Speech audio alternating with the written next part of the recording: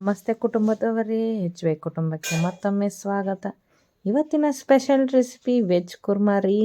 ಮತ್ತೆ ತಡ ಬನ್ನಿ ಹೇಗೆ ಮಾಡೋದು ಅಂತ ನೋಡೋಣ. ಮೊದಲಿಗೆ ಬೇಕಾಗುವ ಸಾಮಗ್ರಿ, ನಾವಿಲ್ಲಿ ಒಂದು ಕ್ಯಾಪ್ಸಿಕಮ್ ತೊಗೊಂಡಿದ್ದೀವಿ, 250 ಗ್ರಾಮ್ ಬೀನ್ಸು, ಒಂದು ಬೀಟ್ರೂಟ್ ಮತ್ತು ಒಂದು ಕ್ಯಾರೆಟ್ನ ಹೆಚ್ಕೊಂಡಿದ್ವಿ. ನಂತರ 2 ಈರುಳ್ಳಿ, 2 ಟೊಮೊಟೊ ಹಣ್ಣು, 2 ಹೆಸರು ಕರಿಬೇವು ಸೊಪ್ಪನ್ನ ತೊಗೊಂಡಿದ್ವಿ.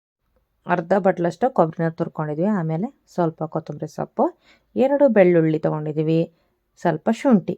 ನಂತರ ಒಂದು ಅರ್ಧ ಬೌಲಷ್ಟು ತೊಗರಿಬೇಳೆ, 1/4 ಬೌಲಷ್ಟು ಉದ್ದಿನಬೇಳೆ ತೊಗೊಂಡಿದ್ವಿ. ಆಮೇಲೆ ಒಂದು 8-9 ಹಸಿಮೆಣ್ಸಿನ್ಕಾಯಿ ತೊಗೊಂಡಿದ್ವಿ. ಖಾರಕ್ಕೆ ಎಷ್ಟು ಬೇಕೋ ಅಷ್ಟು ನಾವು ತೊಗೋಬೇಕಾಗುತ್ತೆ. ಅದಾದಮೇಲೆ ಏನು ಉದ್ದಿನಬೇಳೆ ಮತ್ತು ತೊಗರಿಬೇಳೆ ಇತ್ತಲ್ಲ ಅದನ್ನು ನಾವು ಚೆನ್ನಾಗಿ ತೊಳ್ಕೊಬೇಕು ಸ್ನೇಹಿತರೆ.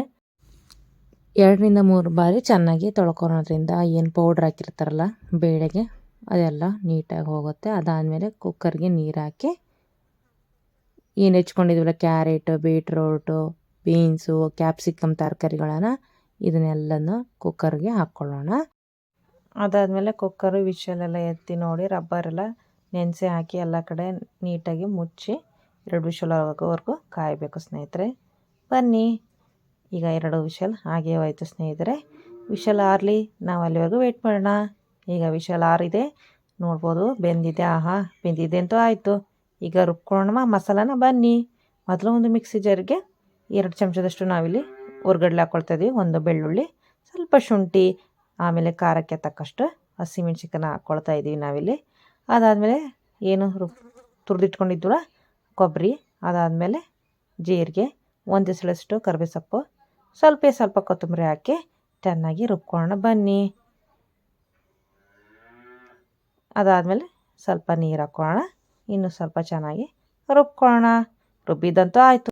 ಈಗ ನಾವು ಬೇಯಿಸಿದಂಥ ತರಕಾರಿ ಮತ್ತು ಬೇಳೆಗೆ ತಡ್ಕೊಳ್ಬೇಕು. ಅದಕ್ಕೆ ನಾವೀಗ ಒಗ್ಗರಣೆ ಮಾಡ್ಕೊಳ್ಳೋಣ. ಬನ್ನಿ, ಫಸ್ಟು ನಾವಿಲ್ಲಿ ಒಂದು ಪ್ಯಾನ್ಗೆ 2 ಟೇಬಲ್ ಸ್ಪೂನಷ್ಟು ಎಣ್ಣೆ ಹಾಕ್ಕೊಳ್ಳೋಣ. ಅದಾದಮೇಲೆ ಎಣ್ಣೆ ಕಾದ್ಮೇಲೆ 1 ಸ್ಪೂನಷ್ಟು ಸಾಸಿವೆ ಹಾಕಿ ಚಟಪಟ ಅಂದಮೇಲೆ 1 ಎಸಳು ಕರಿಬೇವು ಸೊಪ್ಪು ಹಾಕ್ಕೊಳ್ಳೋಣ.